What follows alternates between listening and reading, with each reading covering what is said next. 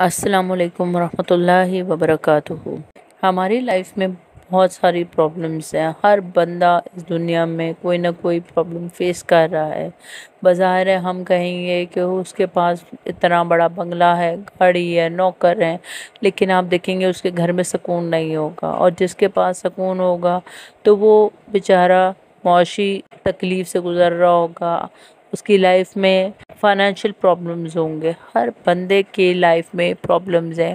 کسی کا بزنس میں لاس ہو گیا ہے، کسی کی جاب کا پرابلم چل رہا ہے، کسی کی بیٹی کا رشتہ نہیں ہو رہا، میاں بیوی آپس میں جھگڑ رہے ہیں، یا بچہ بیمار رہتا ہے۔ یہ سب کیا ہیں؟ یہ سب اللہ کی دی ہوئی آزمائشیں ہیں۔ جب آپ تھک ہار کر کہہ دیتے ہیں کہ اللہ مالک ہے، تو سچ میں وہ مالک بن جاتا ہے، سنبھال لیتا ہے، اور وہ ہر اس مشکل کو جو ہم سے حل ہی نہیں ہو رہی ہوتی اس کو بھی سنبھال لیتا ہے، کیونکہ اللہ جو کہتا ہے وہ پورا کرتا ہے۔ اللہ کے وعدے سچے ہوتے ہیں، وہ ہمیشہ سنبھال لیتا ہے، ہمارے گناہوں سے ہمیں بچا لیتا ہے، ہمارے غلط فیصلوں پر ہمیں مشکل سے بچا لیتا ہے۔ جس کام کی ذمہ داری آپ کی ہے، آپ سے پہلے اسے اللہ اپنے ذمہ لے لیتا ہے، کیونکہ وہ زندہ ہے، وہ دیکھ رہا ہے، سن رہا ہے اور جانتا ہے، اور سنبھال لیتا ہے اپنے بندے کو۔ جب اللہ نے کہا ہے کہ وہ ہینڈل کر لے گا تو اس کا مطلب ہے وہ کر لے گا۔ ہم اپنے یقین میں آدھے ہیں، اس لیے ہمیں نتائج نہیں ملتے۔ اللہ پاک کی ذات ہی ہمیشہ رہنے والی ہے۔ اس دنیا کے وجود سے پہلے بھی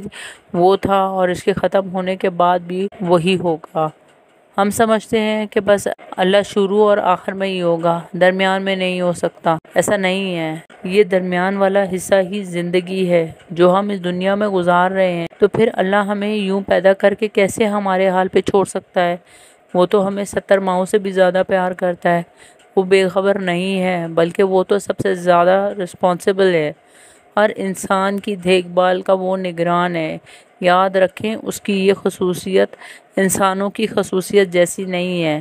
انسان تو بھول بھی جاتے ہیں، پر وہ نہیں بھولتا۔ جب ہر مسئلے کا حل اللہ کے پاس ہے تو پھر سیکنڈ آپشن کیوں اختیار کرتے ہیں؟ اللہ ہی ہمارا پہلا اور آخری آپشن ہے۔ مسئلہ ہمارے ساتھ ہے، ہمارا یقین کامل نہیں ہے، ہمیں توکل نہیں ہے اللہ پہ۔ ہم اللہ کو اپنی صورتحال کے مطابق اللہ سمجھ لیتے ہیں، جبکہ وہ 24 گھنٹے ہمارا اللہ ہے۔ جب ہم کسی مصیبت میں ہوتے ہیں تو ہم کہہ دیتے ہیں کہ اللہ نے ہم پہ آزمائش ڈالی ہے، پتہ نہیں کیا بات ہے، یہ ہے وہ ہے، 100 باتیں ہم کر دیں گے۔ ہم یہ نہیں دیکھتے کہ اللہ نے اگر آزمائش ہمیں دی ہے تو وہ اس لیے دی ہے کیونکہ اللہ ہمیں اپنے قریب کرنا چاہتا ہے، کہ ہم اس کی عبادت کریں، اس سے کلوز ہو جائیں۔ جب ہم اس سے کلوز ہو جاتے ہیں، ہماری پوری پریشانیاں دور ہو جاتی ہیں۔ اور یہ سب پریشانیاں کیسے دور ہوتی ہیں؟ ہم کیسے اللہ سے کلوز ہو سکتے ہیں؟ نماز پڑھنے سے، قرآن پڑھنے سے، ذکر کرنے سے۔ آپ کو پتہ ہے ذکر کرنے سے انسان کا یقین اللہ پہ مضبوط سے مضبوط تر ہوتا ہے۔ میری پرسنل آزمائی ہوئی بات ہے کہ جب انسان ذکر کرتا ہے تو انسان کا یقین اللہ پہ مضبوط سے مضبوط تر ہوتا چلا جاتا ہے۔ مسلسل ذکر سے انسان کو روحانی طور پر مضبوط کر دیتا ہے۔ ذکر آپ کا فوکس مضبوط کر دیتا ہے، آپ اپنے مشنز میں کلیئر ہو جاتے ہیں، آپ ڈبل مائنڈیڈ نہیں رہتے۔ آپ یہ نہیں سوچتے کہ یار میں یہ کام کروں یا نہ کروں، مطلب آٹومیٹکلی آپ کے ذہن میں ہر چیز کلیئر ہوتی جاتی ہے، اور آپ کے دل میں نا وہ ایک کنیکشن آپ کا اللہ سے بن جاتا ہے، اور آپ کو ساری بات جو ہے سمجھ آنے شروع ہو جاتی ہے۔ آپ کا بزنس میں لاس ہو گیا ہے، آپ اس کو اللہ کی طرف سے آزمائش کہہ رہے ہیں، ٹھیک ہے، لیکن آپ یہ بھی سمجھیں کہ یہ آزمائش کیوں آئی ہے۔ وہ اس لیے آئی ہے کیونکہ اللہ آپ کو اپنے قریب کرنا چاہتا ہے۔ اللہ چاہتا ہے کہ میرے بندے تو مجھ سے دعا مانگ، میں تیرے حق میں بہتر کروں گا۔ ہم نے اتنی بڑی بیماری دیکھی کہ دنیا میں کتنے لوگ مر گئے، کتنے لاکھوں لوگ مر گئے کرونا کی وجہ سے۔ تو کرونا کیا تھا؟ کچھ بھی نہیں تھا، صرف اللہ کی طرف سے ایک اشارہ تھا کہ میرے بندوں میری طرف لوٹ کے آؤ، میرے سے دعا مانگو، میرے سے مدد مانگو۔ اللہ اپنے بندوں کو اپنے قریب کرنا چاہتا تھا۔ کسی کی جاب کا پرابلم ہو جاتا ہے، کسی کا رشتہ نہیں ہو رہا، گھر میں 100 مسائل ہیں، بدسکونی ہے، بے چینی ہے، اللہ کی طرف رجوع کریں۔ آپ یقین مانیں آپ کی زندگی بدلتی جائے۔ آپ کے دل میں سکون آتا جائے گا۔ آپ جہاں ایک تسبیح پڑھتے ہوں گے وہاں آپ 2 پڑھنے لگ جائیں گے، 2 سے 4 پڑھنے لگ جائیں گے۔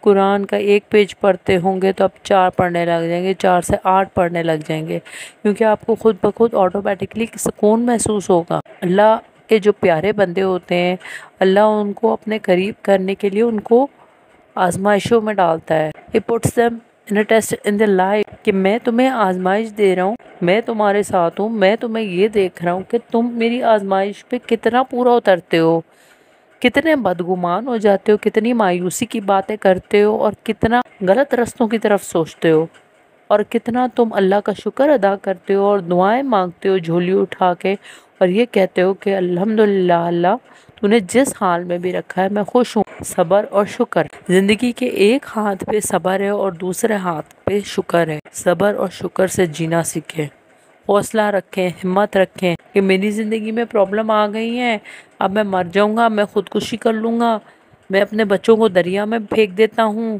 میں اپنی بیوی کو زہر دے دیتا ہوں، اپنے بچوں کو زہر دے دیتا ہوں، اپنے ماں باپ کو گولی مار دیتا ہوں یا خود گولی مار لیتا ہوں۔ اللہ کے بندوں، اللہ کے راستے پہ چلنا سیکھو، مشکلات خود بخود حل ہو جائیں گی۔ اور یہ تو ہے ہی فانی دنیا، اللہ کیوں آزمائش میں ڈالتا ہے؟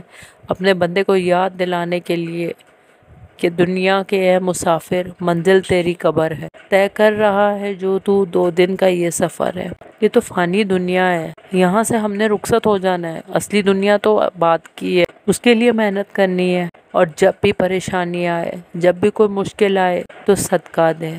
صدقہ بری بلاؤں کو، مشکلوں کو، آزمائشوں کو ٹالتا ہے۔ اور ذکر کرتے رہیں، اور جو سب سے بیسٹ ذکر جو میں نے اپنی زندگی میں امپلیمنٹ کیا اور میں نے فائدہ دیکھا ہے، اس کا درود شریف پڑھیں باقاعدگی سے، استغفار پڑھیں، لا حول ولا قوت پڑھیں۔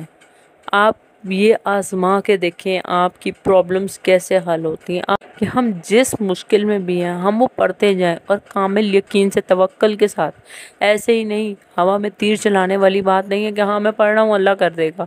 توجہ دیں، آپ کی پرابلمز خود بخود حل ہوتی جائیں گی۔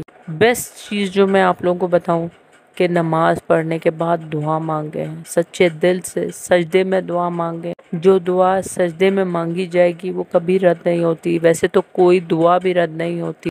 may اللہ سبحانہ و تعالیٰ make it easy for us۔ اگر آپ کو ہماری ویڈیو پسند آئی ہے تو لائک کریں اور سبسکرائب کریں، بیل آئیکن دبانا نہ بھولیں۔